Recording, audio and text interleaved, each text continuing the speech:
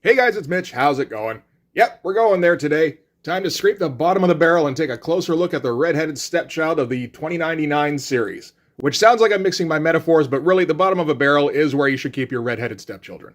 We're taking a look today at Ravage 2099. So just before we get into it, if you enjoy the channel, if you feel like you might want to help out a little bit, go subscribe to my Patreon. Links are in the description, gives you early access to everything I do. Helps out the channel and helps to buy new comics. So this is ground we've been over before. In 1992, Marvel decided to release its 2099 line, set, just over 100 years in the future from the publication date. And they kick things off with a bang with Spider-Man 2099 #1, which is a pretty good book, with some great art by Rick Leonardi, and, like a decent story by Peter David. They would follow up later with things like Punisher 2099, Doom 2099, X-Men 2099, all that stuff. But before those ones, the second book they came out with was Ravage. And this was hyped up as the return of Stan Lee, at least in a writing capacity. And I think people were excited to see, okay, could Stan Lee write something compelling in the 90s? Stan Lee, of course, along with Jack Kirby and Steve Ditko, ushered in the Marvel Age, forever changing the face of North American comic books. And the other big thing about this was that this was the first character that Stan Lee had helped create. And I don't even know, like 15, 20 years? So again, there was excitement about that. So did it stand up? You probably know. No, not so much. So let's open it up and take a look and see why. So we can start with the cover. I mean, that's a pretty good cover. This is going to be drawn by Paul Ryan. Paul Ryan's not a guy I've ever really been any kind of interested in. I think I first saw him during his Avengers stint. And then he also popped up later doing quite a few issues of Fantastic Four. He was actually around for quite a while, and now he's passed on, unfortunately. And he's one of those elevated house-style guys.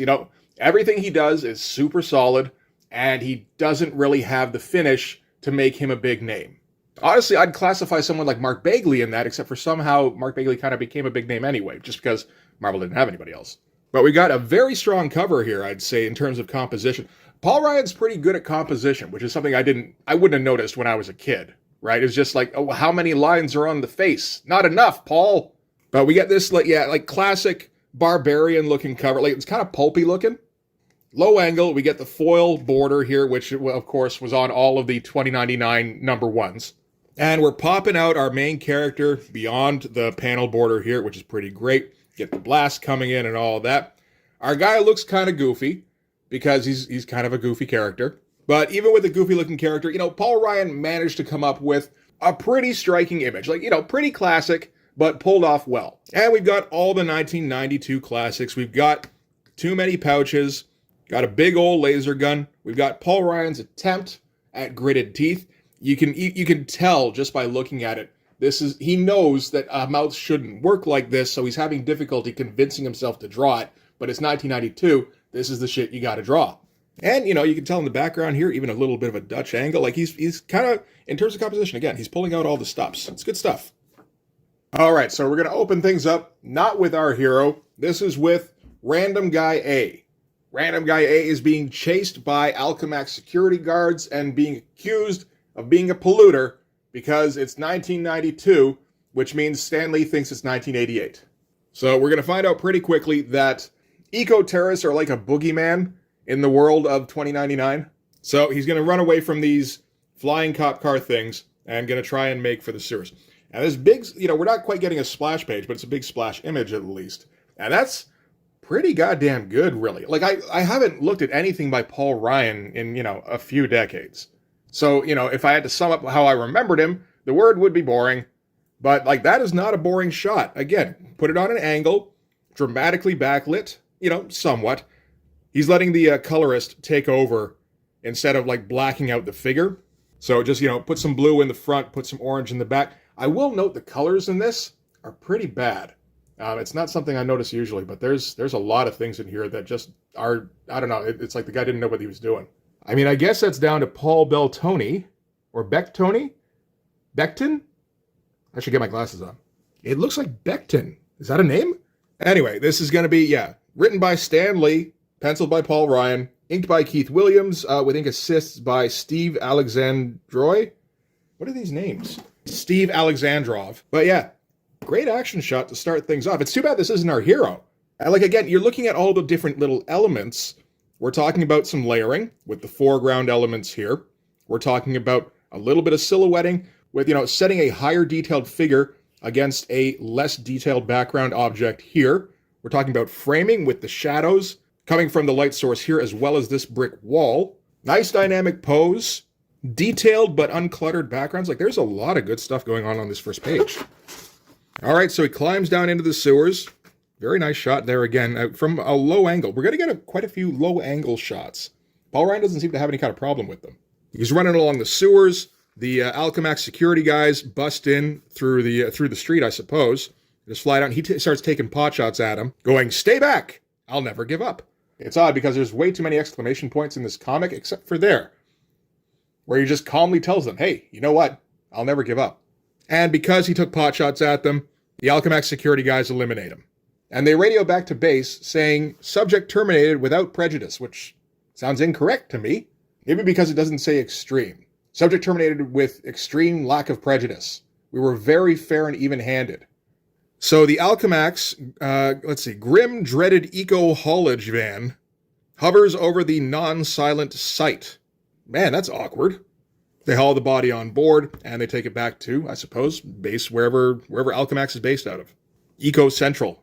Oh yeah, that's right. It's not Alchemax directly. This is like a subsidiary of Alchemax that is dedicated to whatever they're dedicated to, called Eco. That's the name of the organization.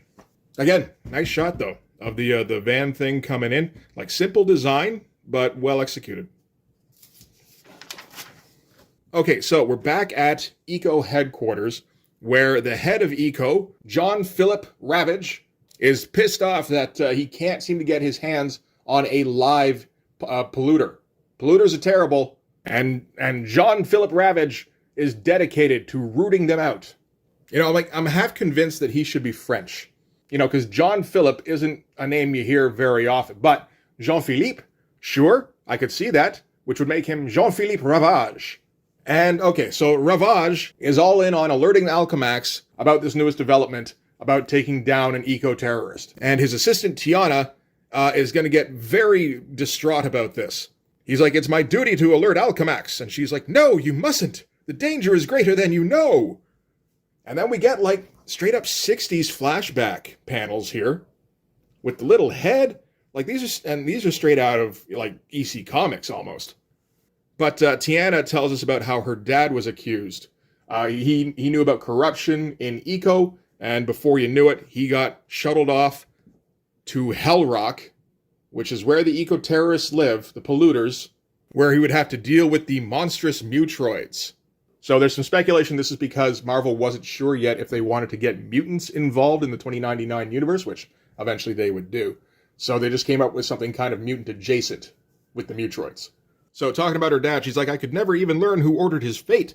You can't let that happen to you." Which is like, okay, it's overwrought, but sure. "And not even the commander of Eco Central is safe from the power of Alchemax." It's like, okay, now we're going a little too far. And John Philip is like, "You're wrong, Tiana. No man is sent to Hell Rock without good reason." And it's like, "Quatermass, is that you?" It's like, "If we can't trust the system, if we can't trust Alchemax, then we revert back to anarchy. I've taken an oath to uphold the law, to follow the rules, to do things by the book. That's why Alchemax put me in command." It's like, "No, you're wrong. I may be only your assistant, but I know they keep you because you don't suspect them. You don't realize you're just a figurehead." And he goes, "I'll hear no more." And it's like, we're not really getting off to a good start here. Hero Quest, that's what we need to get back on track. So later that day, Paul Phillip goes downstairs where he gets jumped by a gang of teenagers, or, probably teenagers. I was going to say maybe preteens, but they do seem to be pretty young. To which Paul Phillip says, "Back off, I've no time to mess with juveniles." And he proceeds to kick the living crap out of the juveniles. So this is our first intimation that Ravage can fight, at least. At least against teenagers, anyway. As he's kicking their asses, he's yelling at them, because of course he is. He's like, "If I ever catch you threatening innocent people again." And this one here is like, "Yeah, look who's talking. What makes a killer like you so innocent?" And which completely kind of grabs his attention. And he's like, "Hold it. What did you mean by that remark?" This is relatable dialogue. His buddies run off, leaving him to just, stand here with this extremely properly speaking guy with a red ponytail. And we find out that this kid, his dad was the one at the beginning of the comic who got shot in the sewers. So Ravage tells him it's because his dad was a polluter. He's like, "Bullshit. He found out who was behind most of the pollution, and he was heading for Eco Central to let you know." And he says, that's why you killed him, because it's a cover-up, and you're behind it. To which Ravage says, you're wrong, I never gave that order, but since I've heard your story, I'm going to check it out, and you're coming with me. So yeah, Ravage is so hopelessly naive that he's going to, first of all, this teenager says, yeah, you got my dad killed because of government cover-up shit. And Ravage's response is to be like, come on, let's go to the head of Alchemax where you can tell him. So our hero is an absolute moron. Meanwhile, at the Alchemax office, the directing general of Alchemax, Anderthorpe Henton, these names suck, man, is perusing hollow prostitutes while his assistant kind of goes, hey, Anderton, sorry, but we have some business before you go and, amuse yourself. So Ravage brings in the kid, whose name is Dak, and he's like, this young man claims his father was murdered by eco-agents while attempting to name names in the pollution hierarchy. And the head has to act shocked, of course, and he ushers them out saying, yeah, no, we'll do a full investigation, absolutely. To which Ravage is relieved. It's like, I knew I could count on you, sir. And then Henton's aide comes up behind him. He's like, you think there's any truth to that? He's like, maybe. But you know what? I'm going to have to kill you now, actually, because you overheard that little back and forth. So sorry about that. So pulls a little device out and blasts him out through a window. Calls up another aide and is like, oh yeah, my last aide, he just had a bad accident, so you're going to have to get my window replaced. Also, do you mind charging up my aid disposer? Because I'm going to need that when you fuck up. I mean, he doesn't say that, but that's kind of the implication. And, again, not a bad shot at all from, a pretty high height here.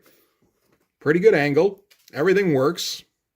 I got to say, the art, it's not flashy. It's kind of boring sometimes. But, there's some good stuff if you really look. It's all the writing that sucks in this comic.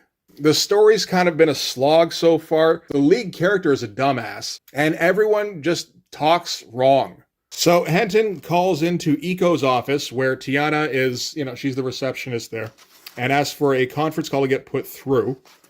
Says, for our ears only, so you can't go listening in. Don't listen in, because Stanley grew up when you had, party lines and shit. And, of course, Tiana's like, I must listen in. So Henton is having a discussion with the other CEOs, and they're talking about Ravage, saying, okay, it turns out he's not quite as naive as we thought. It's like, no, he's more naive than you thought. He heard one kid say something different from what he believed, and he had to go and take that kid to you because he believed him as well, utterly, and he was having problems with this. So they decide they're going to have to kill Ravage. They say, we must act cautiously as head of Eco. He is in the public's eye. We must be certain his death is above suspicion. So they're going to have to come up with some kind of public ploy to sway the masses and convince them that Ravage was against them all along. And of course, Tiana's been listening in, so now she knows that they're all going to try and kill Ravage off. And she's going to think exclusively in exclamation points now, going, Anderthorpe Henton, it's he who's the traitor. He's just issued Paul Phillips' death warrant. First they'll find a way to frame him for some crime, then they can kill him legally. I've got to find him, to warn him. And we're just reaching the halfway point of this book. At least they backload these things with ads, but still, it's like, oh man, it's like heavy on my heart. All right, so from there, we're going to cut to a submarine pulling up to, I guess this is the Eco headquarters here. Cool shot, though. Again, from that low angle, and just, you see the uplit headquarters. It's pretty great stuff. And it drops off somebody in a dinghy who trudges towards shore, and we get a little bit of exposition here. It's like, why is his body covered with those chemically treated cloth pods? Cloth pods? That is what that says. Okay. To which the captain replies, you fool! A lot of people get called fools in this. Without that protective covering, he'd melt through the dinghy before it reached shore. I've never been close to a mutoid before. Just pray you never will be again. It's absolutely the 60s. Stanley can't keep up. This even reminds me of, the pirate backup feature in Watchmen. Partially the rendering style, but also, again, the colors. They're all very garish and simplistic. And sometimes just flat out wrong. All right, so Ravage is walking Dak out of the Alchemax building. And he's like, there, now don't you feel better, Dak? He's like, no, you're probably going to get me fucking killed now. Thanks for that. And he stomps off. Ravage is like, that's what's wrong with kids today. They've no trust, no respect for authority. And the mutoid trudges ever closer to Eco headquarters. A silent, strangely glowing figure lumbers towards city center, following deadly orders embedded in his quasi-human brain, leaving a seething, smoldering footprint with every ponderous step he takes. This is a bit too purple for 1992. So, okay, Ravage gets up to his office. Tiana's all freaking out because she knows that Alchemax has sent somebody over to the headquarters to try and assassinate Ravage. Ravage is like, of course they wouldn't. I just spoke to them. Everything is fine. Meanwhile, down below, the mutoid gets closer. That's not a bad shot at all. Him approaching the eco headquarters and everybody just running away from it. That's all right stuff.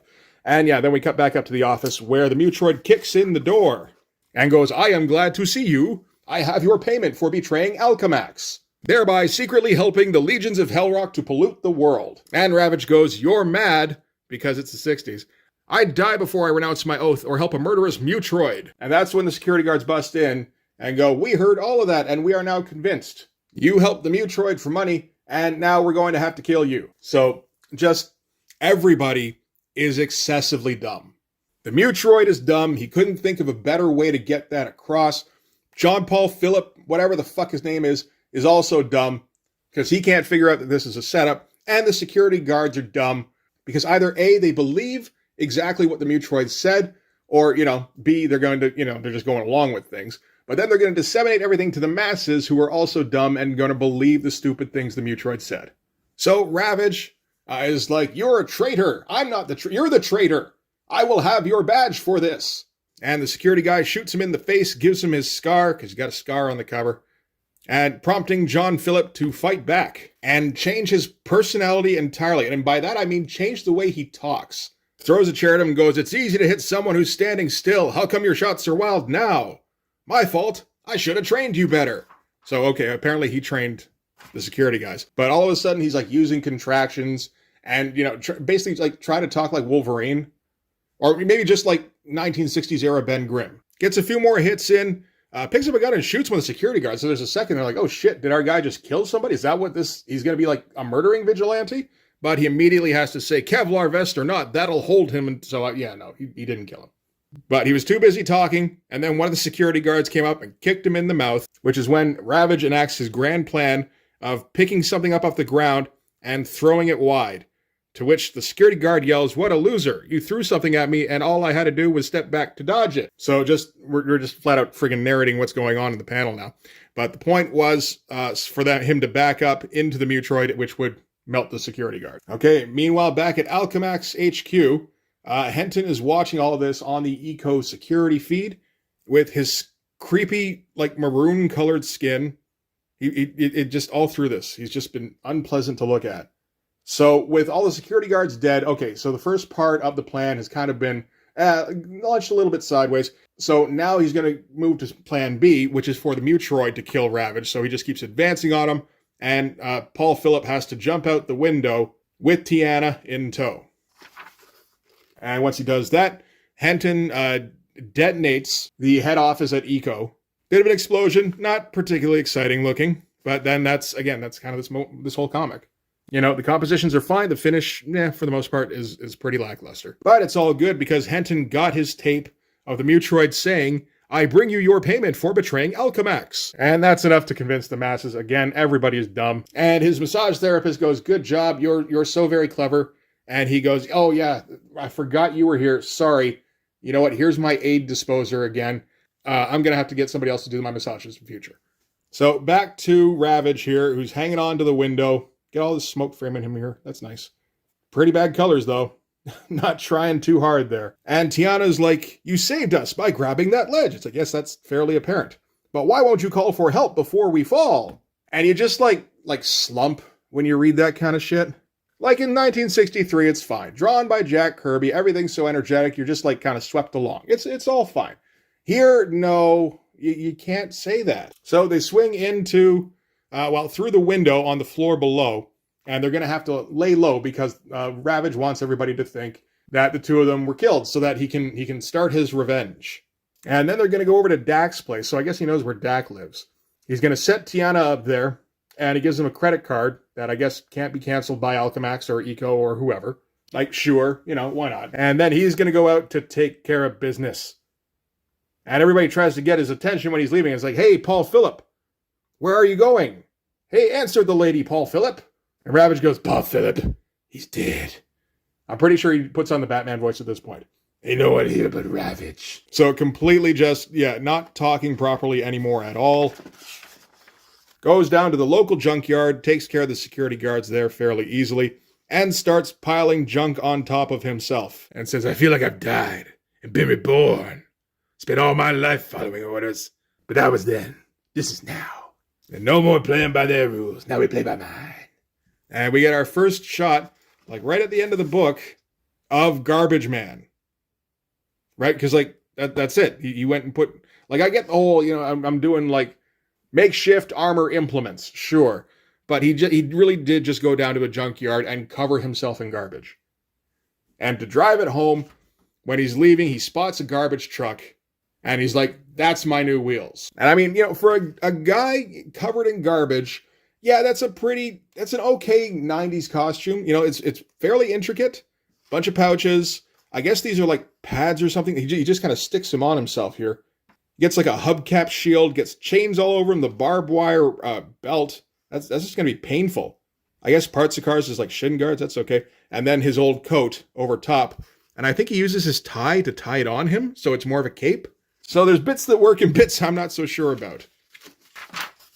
And then we're not done. That did feel like an end of the issue shot, but nope, not quite. So he sparks up the engine, specifically says, her tank's still full if I can hotwire this baby.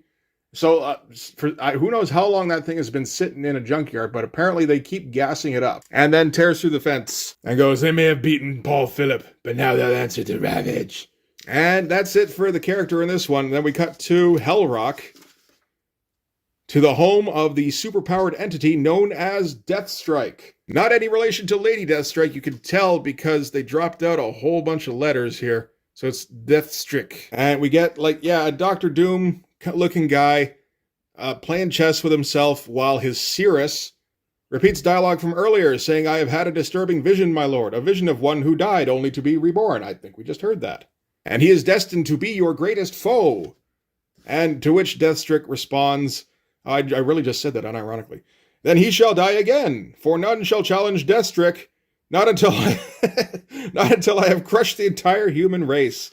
So it wasn't enough to have Garbage Man versus Alchemax or Eco or whatever. We also have to have a Dr. Doom type supervillain who's just super stoked about pollution and wiping out the human race. So, all right. That is it for Ravage 2099. Yeah, that's pretty terrible. I never read this back in the day at all. I got Spider-Man 2099 1 and 2, and then I think my newsstand stopped carrying them for some reason. Also picked up Punisher 2099 number 1 and X-Men. Never did see Ghost Rider. I would have picked that up in a heartbeat if I saw it. But yeah, I think I saw Ravage and I wasn't stoked about the art. And yeah, so never picked it up, and I don't feel bad about it. Because yeah, that comic kind of sucks. Takes forever to get through. There's nobody to root for through the entire thing. I mean, the Ravage guy wasn't a good guy before he got turned on by Alchemax. He was just a blind follower. A very theoretically competent blind follower, but that doesn't exactly improve things for him. And then what do you know? We've got corporate corruption and we've got a vigilante. So we've got basically the combination of the elements from Spider-Man 2099 and Punisher 2099, making this just a little redundant. Doom has its own thing going on. X-Men too, kind of. I don't think the stuff in X-Men was particularly interesting. But Ravage doesn't do anything that any other 2099 book doesn't do, except maybe the eco angle is a little bit stronger than in some of them. And that's not enough to get anybody interested, even in 1992. So yeah, I mean, it's a shit book. If you want to read it, you could probably find it in any dollar bin in any comic store around the world. There were hundreds of thousands of copies of this thing printed, and they've all ended up in dollar bins since.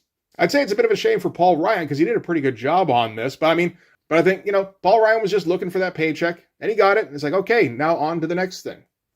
There's a lot of Paul Ryan comic books out there if that's your thing. It's not really mine, but at least, looking at this, I got a bit more appreciation for his art style, which is, hey, something good came out of this. So anyway, that's going to do it for this one. Thanks very much for watching. If you like this video, please hit like, hit subscribe, hit the notifications so you know when the next one's coming out.